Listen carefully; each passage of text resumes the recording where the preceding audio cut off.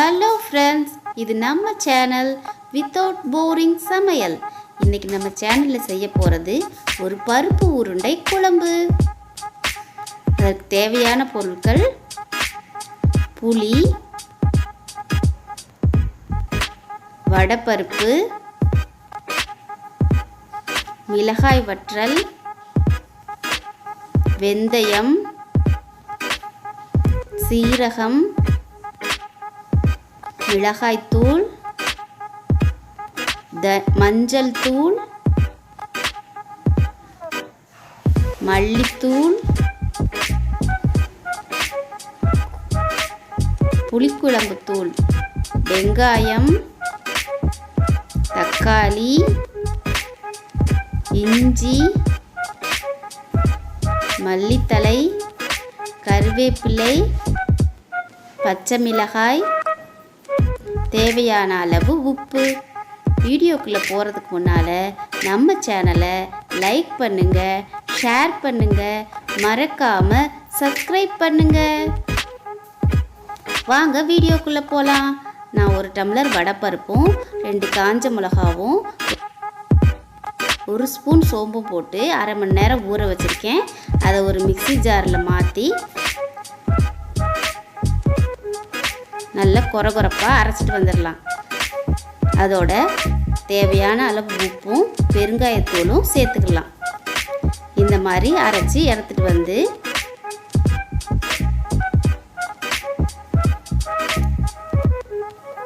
ரொம்ப வலுவலுன்னு அரைச்சிடக்கூடாது. இந்த மாதிரி அரைச்சா போதும்.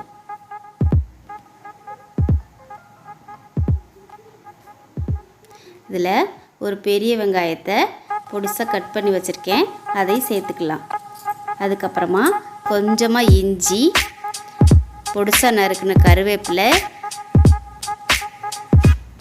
பொடிசாக நறுக்கின மல்லி இலை எல்லாத்தையும் சேர்த்து நல்லா மிக்ஸ் பண்ணி எடுத்துக்கலாம்.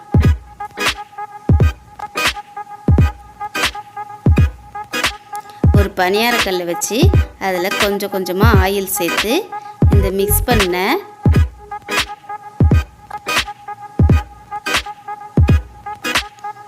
பருப்பை எடுத்து சின்ன சின்ன உருண்டைங்களாக உருட்டி அந்த பனியாரக்கல்லில் வச்சு பொரித்து எடுத்துக்கலாம். இந்த மாதிரி உருண்டைங்க செஞ்சு குழம்புல போடுறப்போ குழம்பு ரொம்ப டேஸ்ட்டாகவும் இருக்கும், உருண்டைங்க உடையாமையும் இருக்கும். இந்த மாதிரி எல்லா உருண்டைங்களையும் திருப்பி திருப்பி விட்டு பொரித்து எடுத்து வச்சுக்கலாம். இப்போது ஒரு பாத்திரத்தை வச்சு அதில் 4 டேபிள் ஸ்பூன் நல்லெண்ணெய் சேர்த்துருக்கேன்.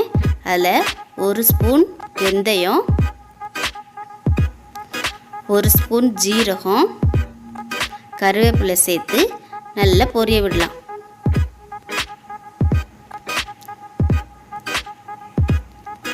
அது நல்லா பொரிஞ்ச பின்னால் ஒரு பெரிய வெங்காயத்தை எடுத்து இந்த மாதிரி நீட்டு வாக்கில் கட் பண்ணி வச்சுருக்கேன், அதையும் அதோடு சேர்த்துக்கிடலாம்.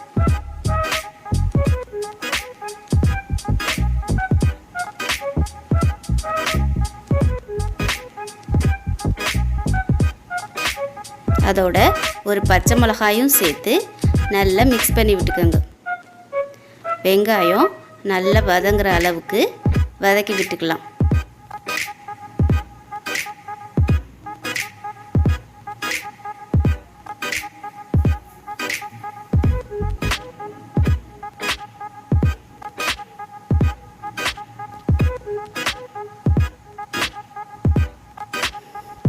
இப்போது அதோட 3 தக்காளி கட் பண்ணி வச்சுருக்கேன், அதையும் அதோட சேர்த்துக்கலாம்.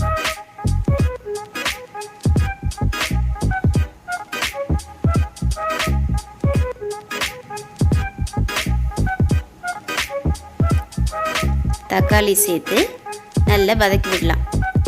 குழம்புக்கு தேவையான அளவு உப்பையும் அதோட சேர்த்துக்கிட்டிங்கன்னா தக்காளியும் சீக்கிரமாக வதங்கிடும்.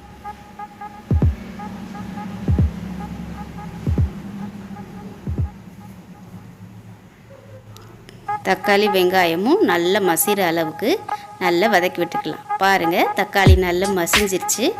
இப்போது மசாலா பொருட்கள்லாம் ஒன்று ஒன்று சேர்த்துக்கலாம்.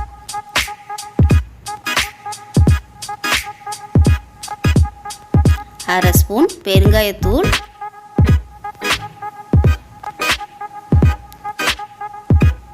1 ஸ்பூன் மஞ்சத்தூள், 4 ஸ்பூன் தனியாத்தூள் சேர்த்துருக்குறேன்.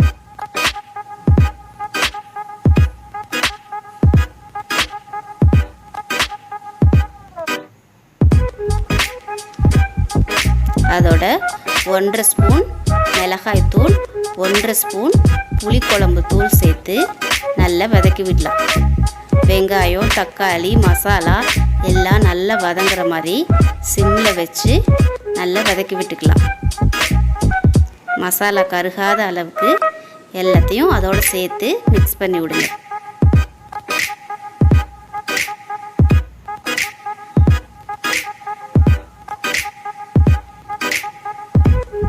இப்போது நான் ஒரு எலுமிச்சம்பழம் அளவு புளி எடுத்து கரைச்சி வச்சுருக்கேன்.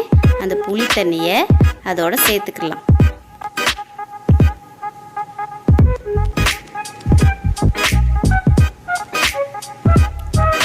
அந்த புளி தண்ணியோட எல்லா மசாலாவும் சேர்கிற மாதிரி கிளறி விடுங்க.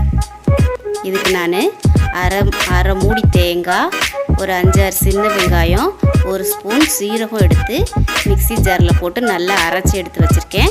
அந்த தேங்காயும் அந்த குழம்போட இப்போ சேர்த்துக்கலாம்.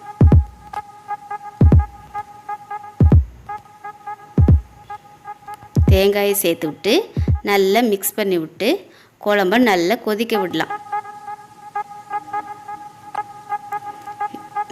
இது கூட தேவையான அளவு தண்ணி சேர்த்துக்கலாம்.